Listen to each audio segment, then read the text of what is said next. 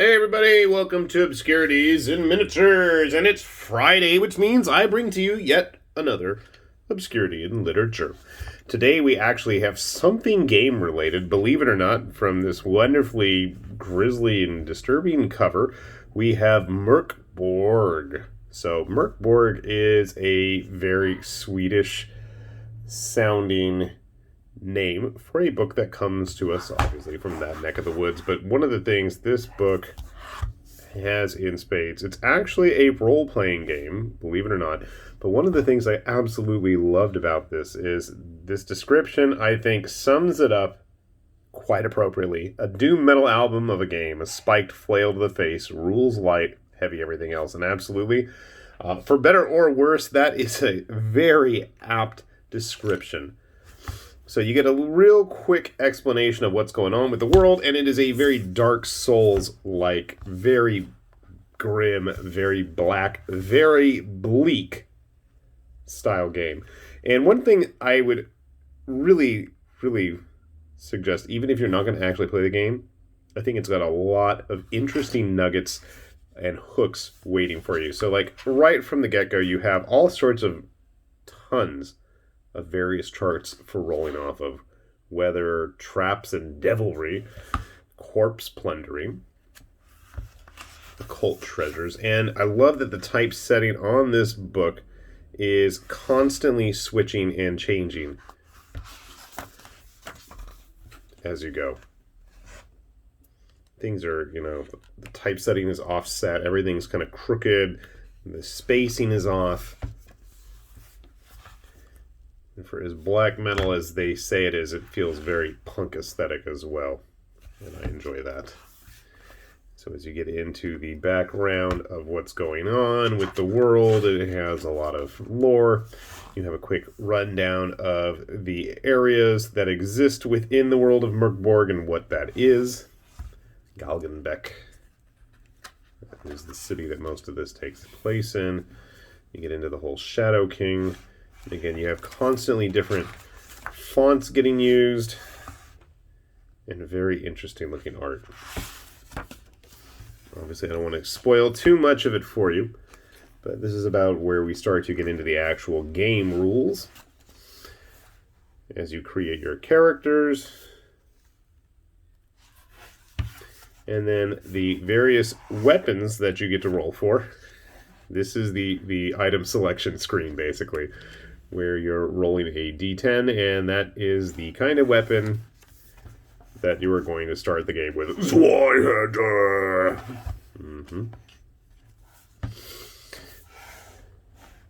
Armor. So there are optional traditional classes, if you will. There's all kinds of the usual items and equipment, your abilities and tests, and how the game plays out, your hit points and how that all works, how violence works in the game, how long is around, how you get better and level up and improve, various powers that you are able to access. All of the spells are basically through scrolls that you find, either sacred or unclean ones. They all have very cool names. You get into the demands of the rules, the omens, and all the optional fun stuff, such as your traumas. I think from a storytelling perspective and a role-playing perspective, there's fun stuff here. What's wrong with your character? Decaying teeth. Hauntingly beautiful, unnervingly clean. You pick your nose so deep it bleeds. These are the bad habits. You stutter when lying.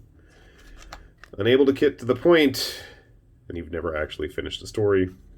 Laugh hysterically at your own jokes, which you then explain in detail. Obsessively collect small, sharp stones. Won't use a blade without testing it on your flesh. Roll a d20 or throw a knife at the page on the right. So this is the group's backstory or your own character's backstory. Have a cursed, never-healing wound. Escaped cult member. An identity thief who recently killed and replaced Burn or be burned is the fate that you accept. Arcane Arcane Catastrophe. I'm like, yeah, I can't read what they're... And then it's like, you read it wrong, you illiterate fool. And everything's crooked and just weird. Yeah, I don't want to spoil everything. So then we get into the classes here. You have the Fanged Deserter. I love this line. You have 30 or so friends who have never let you down. Your teeth. So this guy's all about biting and chewing. That's what he does. Gutterborn Scum. And then all the characters also begin with their own little special tribute. Escaping fate. Abominable Gobblobber. Your phlegm is viscous, lumpy, vile, and ballistically accurate at short range. Awesome. Your Bad Birth. So there's just a whole lot that goes into your earliest memories as the Fanged Deserter, sleeping with dogs in the corner of an inn, waiting for someone to return.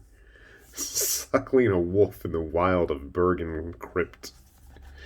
And again, much like them, they have all of these special abilities. So every class has their own just disturbing crumpled monster mask. So you have the Gutterborn Scum, the Esoteric Hermit, the Wretched Royalty.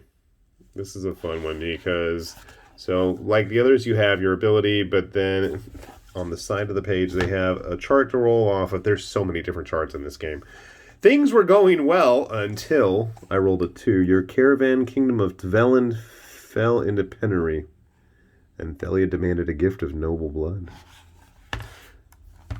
And then we have the Heretical Priest. And again, what have you been up to? Sacred Shepherd's Crook. And then the last one is the Occult Herb Master. So yeah, there's just tons of weird stuff. Then we get into the bestiary, or what little bestiary there is. But again, they're just as disturbing, and every one of them has their own weird explanation of things that happen. Goblins, here's the goblin. They carry curses with them. They have this big, long description. We have more and more monsters. And again, with just as much weirdness going on there. Rules of the zombies. Wicked Wickhead Knife Wielder. Okay, I can't read. Wyverns. And then the Outcasts and Followers. Then you get into the Starting Adventure. And actually, I'd love to give this a try. It seems like a lot of fun. Again, to me, it's very rules light. There are rules. I basically glossed over them. But then there's just all these charts. And I think from a storytelling perspective, there's just a lot of fun to be had here. Especially if you dig this style of game. If you like video games like Dark Souls, book series like, Beserk or Gwyn Saga, which was, the influence of Beserk. That kind of stuff. I think you're going to find a lot to love here in spades. Adventure Sparks. I mean, even if you're just going to be like a typical, use this as a source book for a typical D&D campaign or something, I think there's a lot of fun to be had here as well.